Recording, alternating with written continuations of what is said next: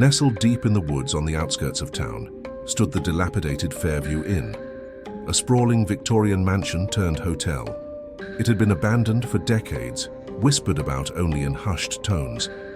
The locals said the inn was cursed, but, more specifically, Room 13 held a sinister reputation, a room so soaked in malevolence that even vandals avoided it.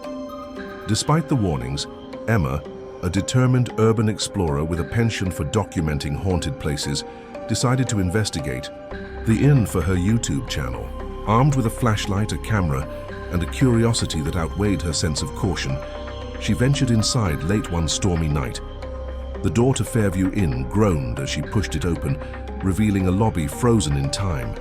Dust-covered furniture sat eerily intact, cobwebs draped like curtains. The air smelled of mildew and something faintly metallic. Blood, perhaps?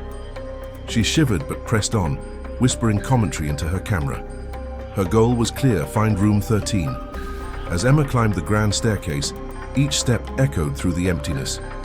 Faded wallpaper peeled from the walls, and the ornate chandeliers hung precariously, their crystals clinking softly as if moved by unseen hands. She glanced at the numbered plaques above the doors, her heart racing as she approached the infamous room. When she found it, the brass numbers 13 were tarnished, almost blackened, as if scorched. The door itself looked different, its wood warped and splintered, as though something inside had been trying to escape. Ignoring the mounting dread, Emma turned the knob. The door swung open with a loud creak. The room was surprisingly intact. A dusty four-poster bed dominated the center, its crimson canopy draped like a shroud. An antique mirror hung crooked on the wall, its surface cloudy and cracked. But what struck Emma most was the cold. It wasn't just chilly, it was bone-deep, unnatural. She could see her breath fogging in the beam of her flashlight. She set up her camera and began her usual routine, filming the room, asking questions to whatever might linger there. "Is there anyone here with me?"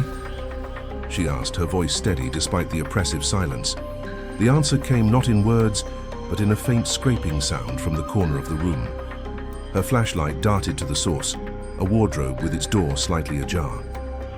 Emma's pulse quickened. "I'm not here to harm you, I just want to know your story."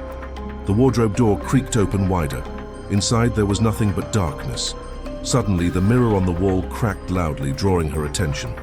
She whipped around, her flashlight catching her own reflection, or at least what she thought was her reflection. It wasn't.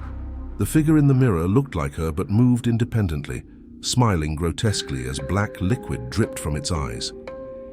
Emma stumbled backward, the flashlight slipping from her grasp. The room erupted into chaos. The bed's canopy fluttered violently as if caught in a storm. The walls groaned as cracks spidered across them, and whispers filled the air, inaudible, yet suffocating. In the wardrobe, shadows began to spill out, writhing and reaching like living tendrils. One latched onto her ankle, ice cold and strong, pulling her toward the gaping blackness. Emma screamed, clawing at the floor, but the shadows were relentless.